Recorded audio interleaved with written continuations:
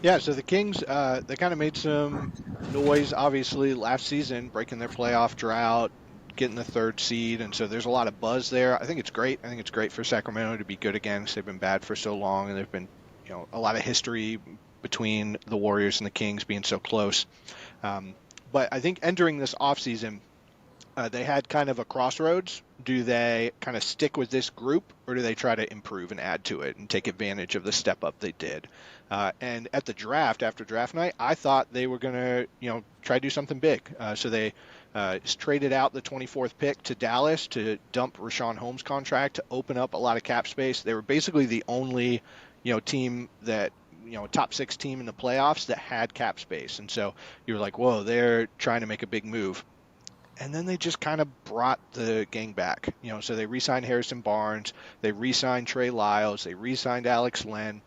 And then I think the big move that they made was the renegotiation and extension of Domantas Sabonis. And honestly, I think it was a big mistake. So basically, what they said was, we are afraid of Sabonis reaching unrestricted free agency and signing elsewhere. We're so afraid of that we're going to give him a bunch of extra money now, and we're going to extend him at max money moving forward. And to be able to do that, they traded a first round pick. So you've got the lost opportunity cost of using that money elsewhere. You gave up a pick, and you overpaid Sabonis because honestly, he's not going anywhere. He's in the best possible system. There's not a lot of teams out there that will take a center, give him, put the ball in his hands, because that's how it works with Sabonis. You run actions off of him handling at the elbow, and he doesn't protect the rim. You have to have max space to sign him. Who was going to do that next summer? No one. They could have just brought him back. They could have signed him to a max deal even next summer and not spent all that money now. But they just wasted that money. They wasted the cap space. They wasted the opportunity. They sent out a draft pick. I just think that move was a colossal mistake. It's a move that teams make when they're afraid. They're not moving to win. They're moving because they're afraid. And so I think that was a big mistake. That being said, I think that Trey Lyles and Harrison Barnes played well last year and were re-signed at good value.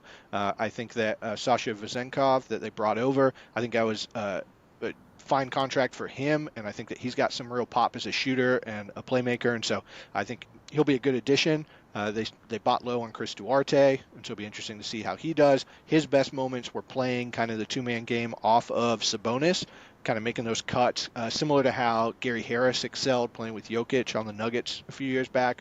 And so I think that was a good buy low to get a guy that has good chemistry with Sabonis. I like Colby Jones that they got in the second round of the draft. So I like the moves when you kind of look at them individually, but when you look at the big picture, I think the Kings didn't make themselves a better team, and I think that's probably going to hurt them.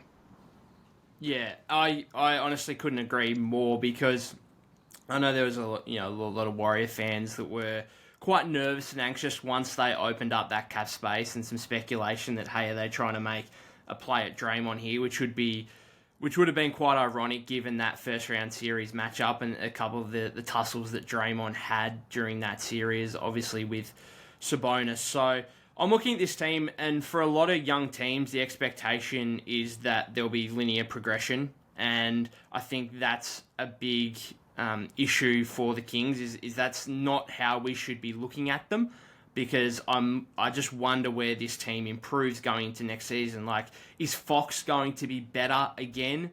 Maybe with that playoff experience he is, but I'm not sure it's going to be overwhelmingly better than he was last season. I think Sabonis is in the middle of his prime.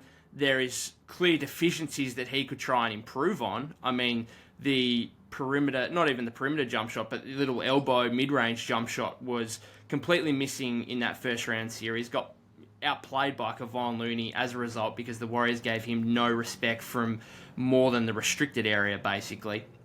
And then obviously the defensive issues with him there as well.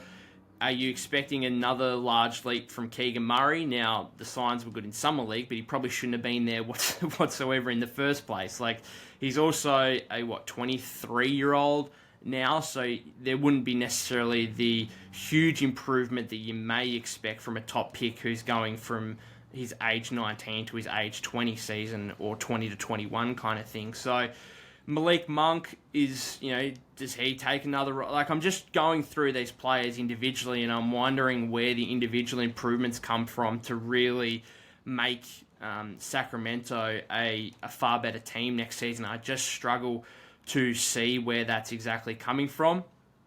And, they're a nice, deep team, but they were also incredibly healthy last season. And I just wonder what happens if they go through a stretch where Fox is out for 15, 20 games, or Sabonis, or even a player like Monk is out for 10, 15 games. Where do they get that scoring punch and offense from? I would have tried to land not necessarily a big fish, but a player in free agency that was going to come in and make you a significantly better team, at least with more potential. Because, as I said, I'm just looking through these individual players, and I'm not sure where that's necessarily coming from internally.